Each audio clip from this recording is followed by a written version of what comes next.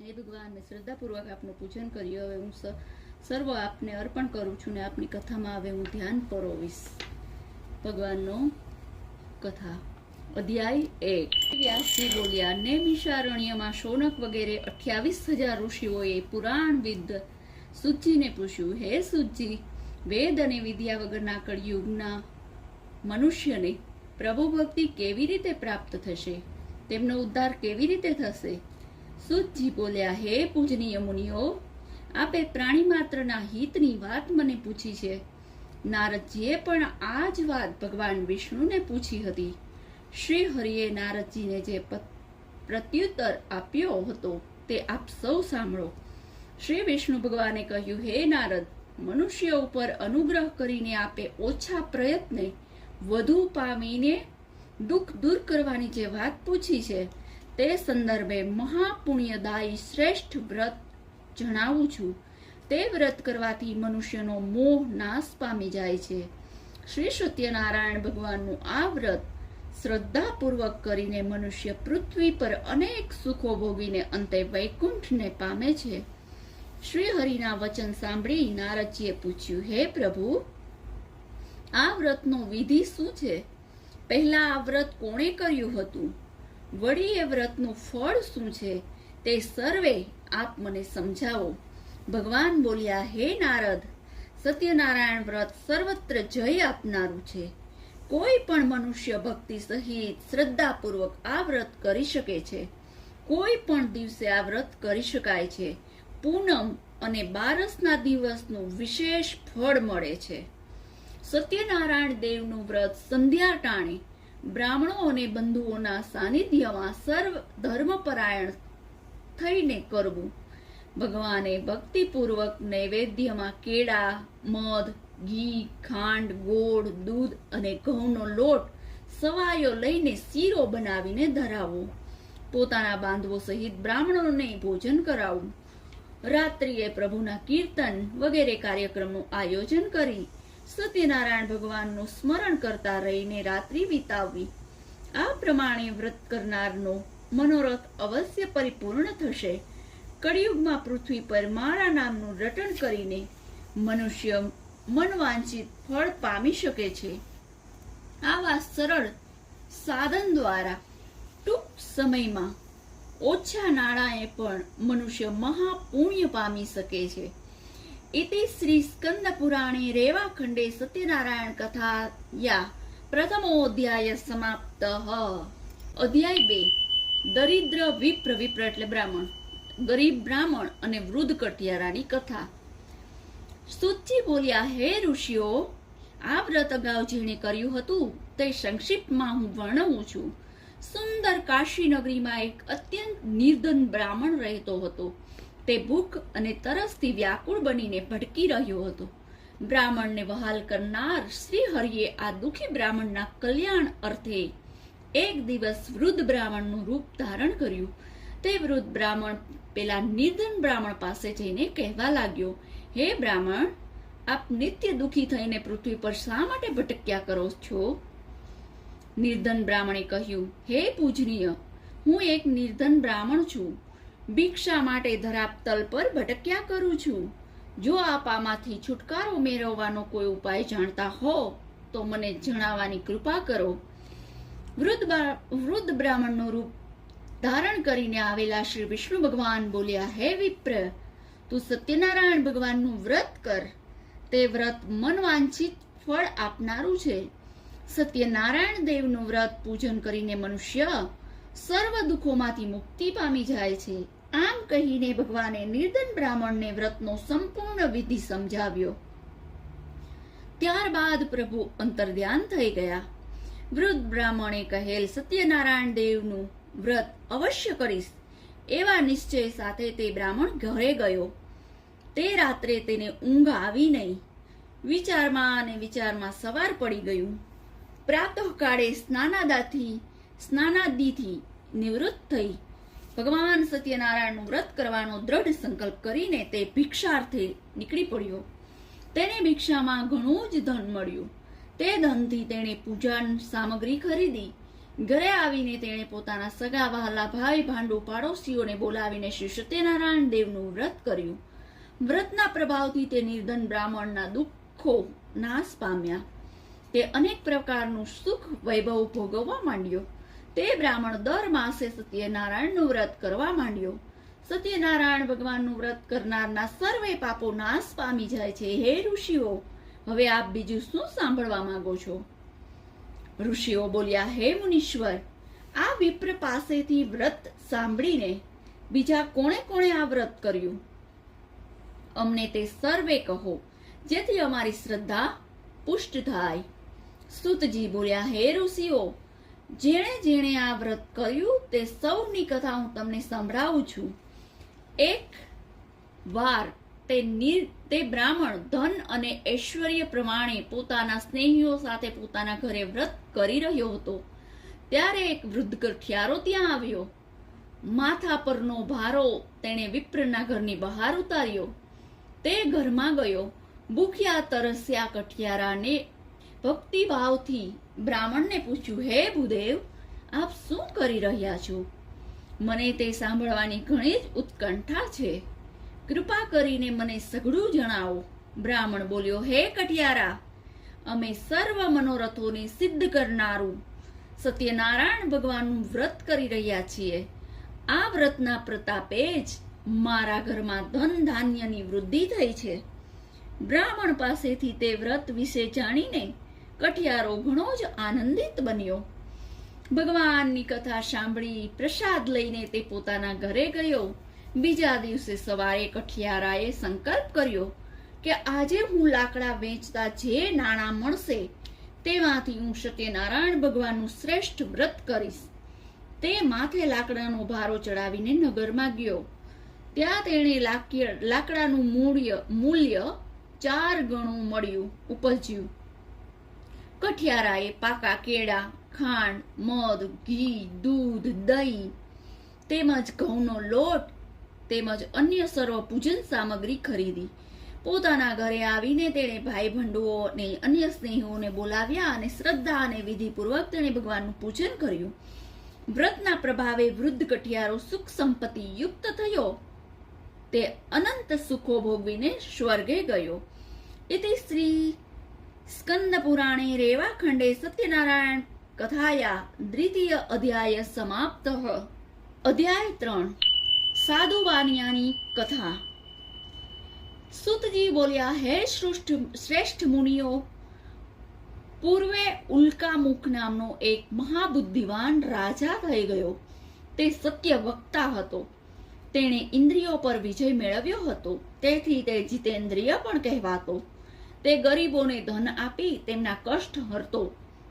તેની પત્ની પણ સુંદર હતી. તે સતી ધર્મનું પાલન કરતી હતી. આ દંપતીએ સત્યનારાયણ ભગવાનનું વ્રત કર્યું. તે વખતે ત્યાં સાધુ નામનો એક વણિક આવ્યો. પોતાનું ધનથી ભરેલું વહાણ લાંગરી તે નાવમાં ત્યાં આવ્યો હતો. રાજાને વ્રત કરતા જોઈને વિનમ્રતાથી તેણે પૂછ્યું, હે રાજેન્દ્ર, ભક્તિપૂર્વક આપ ક્યું પૂજન કરી રહ્યા છો?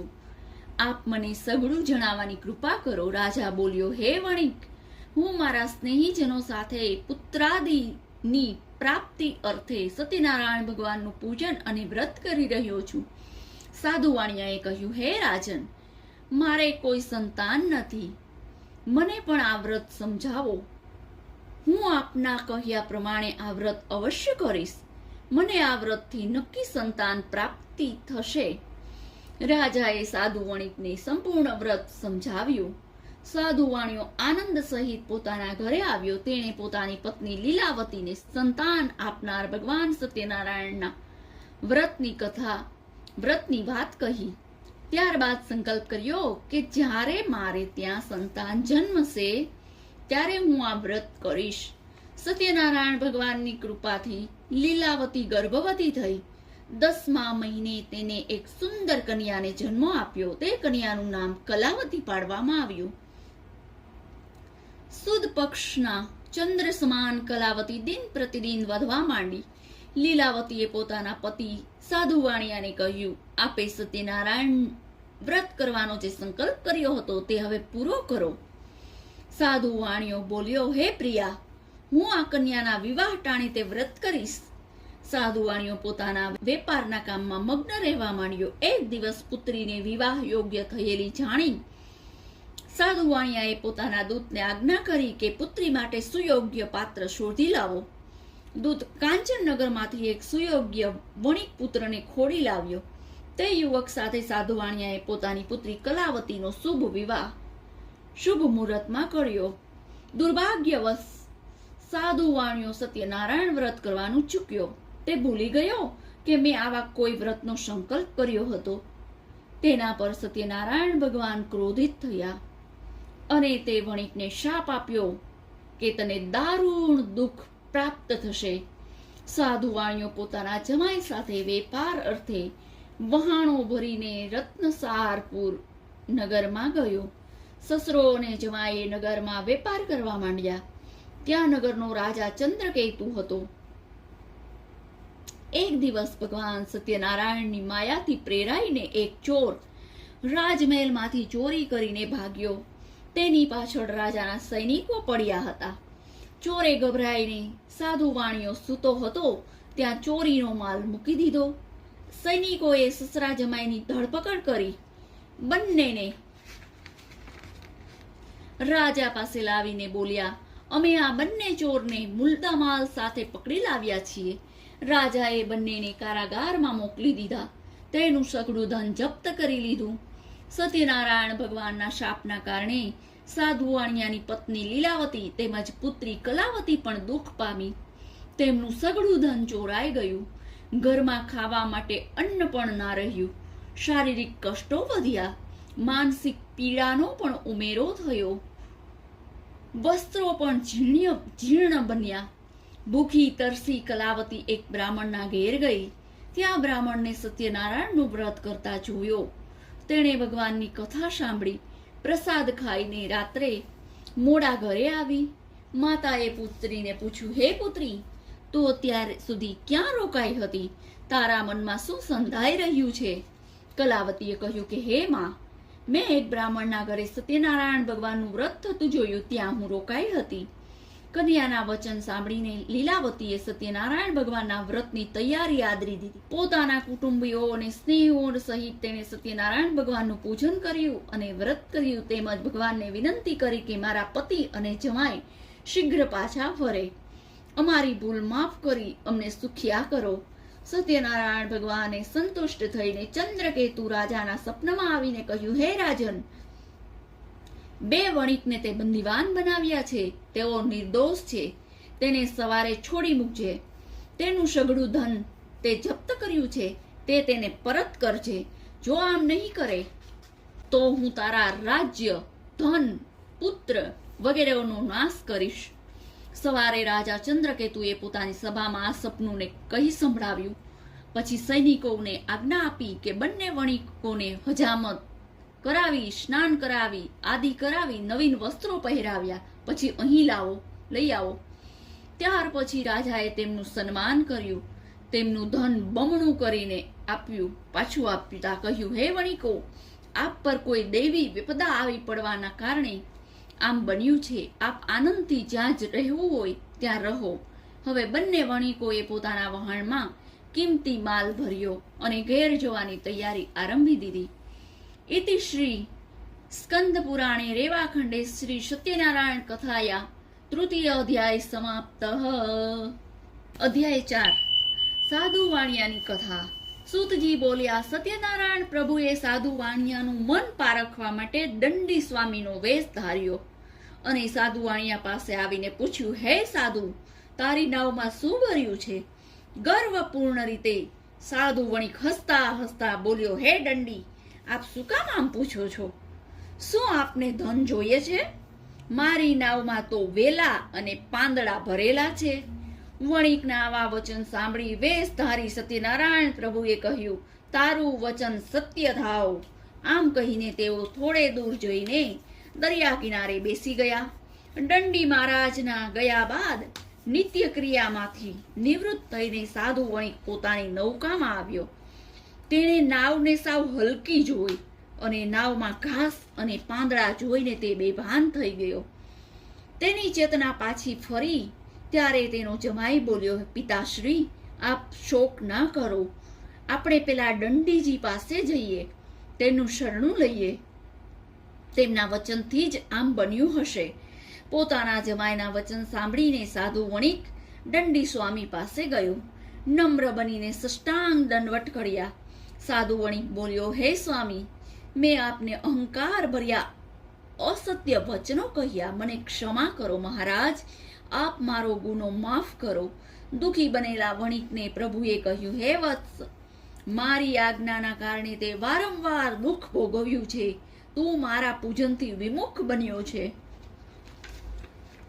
સાધુ વાણીઓ બોલ્યો, હે ભગવાન, આપની માયા તો બ્રહ્મા વગેરે દેવો પણ નથી જાણી શક્યા. તો હું વળી પામર મનુષ્ય છું, વળી હું આપનો શરણાગત છું. આપ પ્રસન્ન થાઓ. હે પ્રભુ, હું સામર્થ્ય પ્રમાણે આપનું પૂજન કરીશ. હે પ્રભુ, મારી નૌકા અગાઉથી જેમ ધન્ય ધાન્યથી પૂર્ણ કરો. સાધુ વણિકના વચન સાંભળીને તેની ઈચ્છા અનુસાર વરદાન આપીને સત્યનારાયણ ભગવાન અંતર્ધ્યાન થઈ ગયા.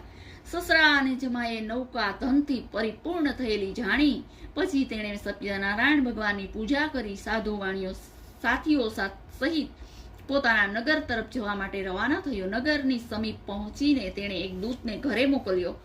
દૂતે સાધુ વણિયાના ઘરે જઈને લીલાવતીને કહ્યું કે આપના પતિ પોતાના જમાઈ સહિત આવી પહોંચ્યા છે.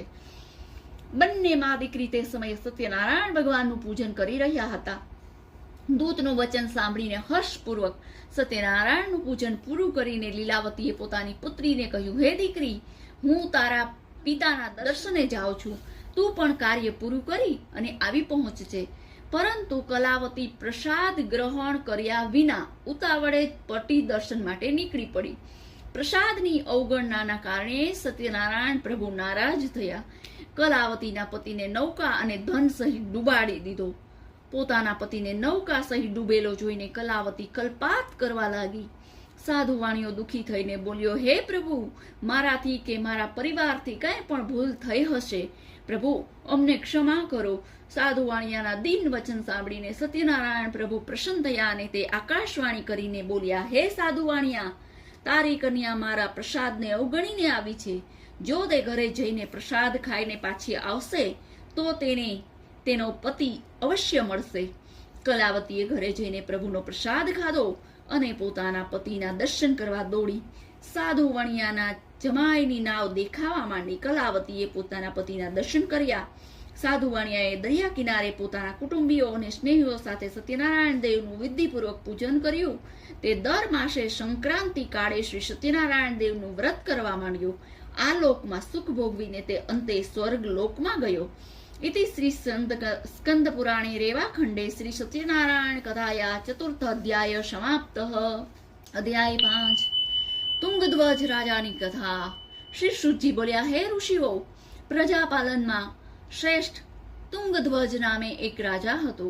તે ભગવાન સત્યનારાયણના પ્રસાદનો ત્યાગ કરી ઘણો જ કષ્ટ પામ્યો. એક વખત રાજા વનમાં મૃગિયા ખેલીને એક મોટા વટવૃક્ષ નીચે આવ્યો. ત્યાં ગોવાળિયાઓને સત્યનારાયણનું વ્રત કરતા જોયા. અભિમાનના કારણે રાજા તેની પાસે ગયો નહીં. સત્યનારાયણ દેવને નમસ્કાર પણ ન કર્યા. ગોવાળિયાઓએ પૂજન કર્યા પછી રાજા સમક્ષ ભગવાનનો પ્રસાદ ધર્યો. રાજાએ પ્રસાદનો ત્યાગ કર્યો અને પોતાના નગરમાં જતો રહ્યો. નગરમાં પહોંચ્યો ત્યાં રાજાએ જોયું કે તેનું સર્વસ્વ નાશ પામ્યું છે. તેના 100 પુત્રો પણ નાશ પામેલા જોયા. રાજા સમજી ગયો કે ભગવાન સત્યનારાયણની અવકૃપાના કારણે જ આ બન્યું છે. તે તુરંત જંગલમાં ગોવાળિયા પાસે ગયો. ત્યાં ભક્તિપૂર્વક વિધિ સહિત સત્યનારાયણ દેવનું પૂજન કરીને પ્રસાદ ખાધો. સત્યનારાયણ દેવ પ્રસન્ન થયા. તેની કૃપાથી તેને ધન પ્રાપ્ત થયું અને તે પુત્રવાન બન્યો.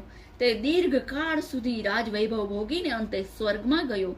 જે માનવી આ વ્રત કરશે તે સત્યનારાયણ દેવની કૃપાથી ધન ધાન્ય પામશે, બંદીજન બંધનમાંથી મુક્તિ પામશે, સંતાનહીન સંતાન પામશે, વ્રત કરનારના સર્વ મનોરથ પૂરા થશે. જેમણે આ વ્રત પહેલા કર્યું હતું તેમના બીજા જન્મો આ પ્રમાણે છે. વૃદ્ધ શતાનંદ વિપ્ર બીજા જન્મમાં સુદામા રૂપે જન્મી શ્રી કૃષ્ણની ભક્તિ કરીને મોક્ષ પામ્યો. ઉલ્કામુખ રાજા આ વ્રતના પ્રતાપે બીજા જન્મે રાજા દશરથ થયો. તે શ્રી રંગનાથની પૂજીને મૃત્યુ પામ્યા બાદ વૈકુંઠ પામ્યો. સાધુ વાણિયો બીજા જન્મે મયુરધ્વજ નામનો રાજા બન્યો. તે કાશીમાં પોતાના પુત્રને કરવત મૂકીને મોક્ષ આપ્યો. મહારાજ તુંગધ્વજ સ્વયંભૂ મનુ બન્યા અને તે કેટલાય લોકોને ભગવાનની ભક્તિમાં જોડીને મોક્ષ પામ્યા. કઠિયારો ભીલ બીજા જન્મમાં ગૃહ નામે નિષાદ રાજા બન્યો અને ભગવાન શ્રીરામની સેવા કરીને મોક્ષ પામ્યો. इति श्री स्कंद पुराणे रेवाकंठे श्री सत्यनारायण कथा पंचमो अध्याय समाप्त. बोलो श्री सत्यनारायण भगवान की जय.